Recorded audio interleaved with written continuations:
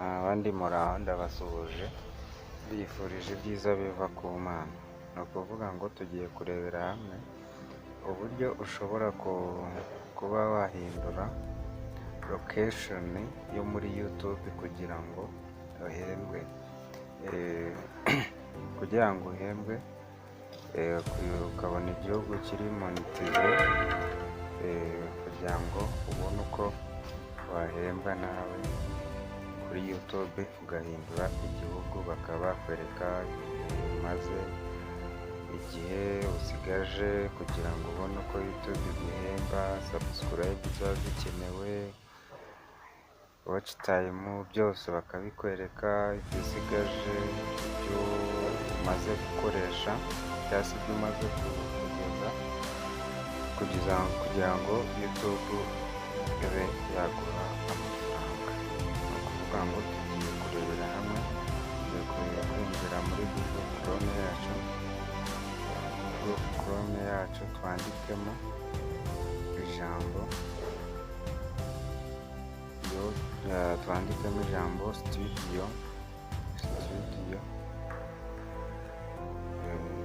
studio akadomo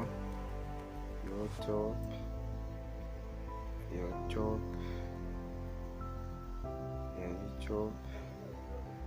akadomo com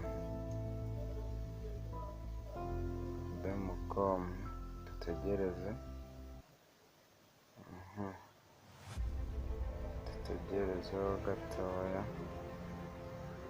kugira ngo netiwaka iboneke.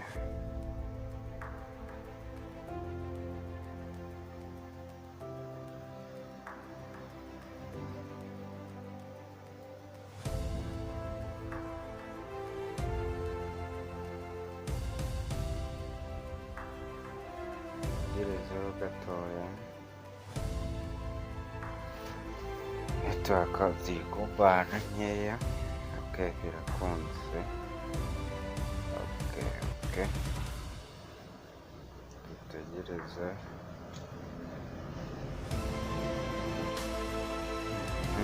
Nizera ko uri kubibona.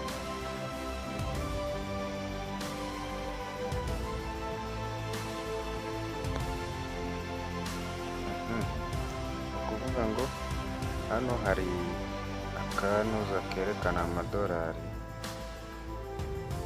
Ahangaha kariya uba witonze kugakoraho, ahubwo hari ako ngiye kukwereka hano hasi, aho ushaka kuzuminga gatoya nta kibazo kugira ngo ukabone. Dore ngaka hano, aka niko kantu ukandaho ugategereza, ugategereza kugira ngo ibyo dushaka biboneke.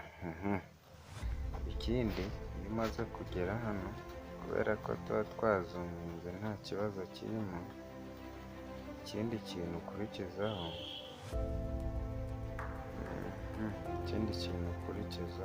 ni uguhita uza hano kuri channel, munsi ya Gmail kuri channel hano, kuri iyo channel niho ujya. Nyuma yo kugerayo bakwereka indi ugomba kuzuzamo. Hano handitse ngo country of residence. Ubwo ni uguhita uza ugakanda kuri aka kantu.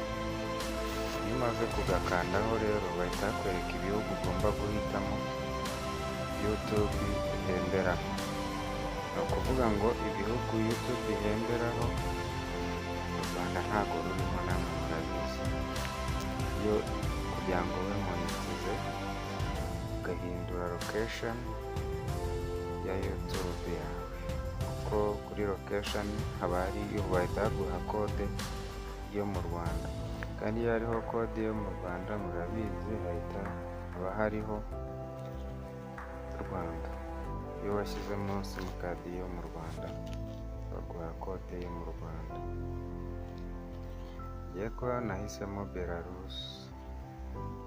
Belarus, noneho wowe wahitamo nawe ikindi gihugu ubona kiri monetize kuri YouTube ihemberaho. Ni ukuvuga ngo iyo umaze kubikanda, ikintu ukora uhita uza hano kuri save, ugasevinga. wamara kubisevinga, nta kindi kintu ukora usibye ko usubira inyuma ukajya kuri YouTube Studio, ukayifungura, YouTube Studio. Tugezeyo, dutegerezeho gato nayo ifunguke.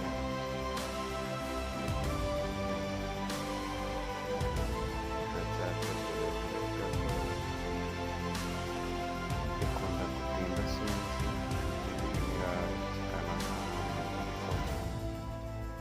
uko byagenda kose iraza. Okay, iraje. Ni ukuvuga ngo icyo ukora tuza hano kuri aka kantu k'amadolari, ukagakandaho. Wamara kugakandaho ugategereza uko bisanzwe kuri YouTube Studio, niko bimeze. Urategereza, byaho ntago bisaba kwihuta rwose. Utegereza igihe nyine biri bufungukire kugira ngo bikwereke ibyo ushaka ko ureba ko byatunganye. Ikindi, iyo location yawe utarayihindura, ntago kuri YouTube Studio iyo ukanze kuri kariya kanuza k'amadolari, nta bindi bakwereka usibye ko bakwereka ko ugomba guhindura location. Nicyo bakubwira, ugomba guhindura location kugira ngo ubanze urebe ese bimeze gute, ese umaze kugeza abasabu bangahe, abagenewe ese urabura bangahe, mbese barabikwereka byose. Urabona ko irimo gutinda sinzi, noneho iri gutinda ariko turategerezaho gatoya. Wibutse no gukanda subscribe kuri Furaha Studio Official channel yanjye.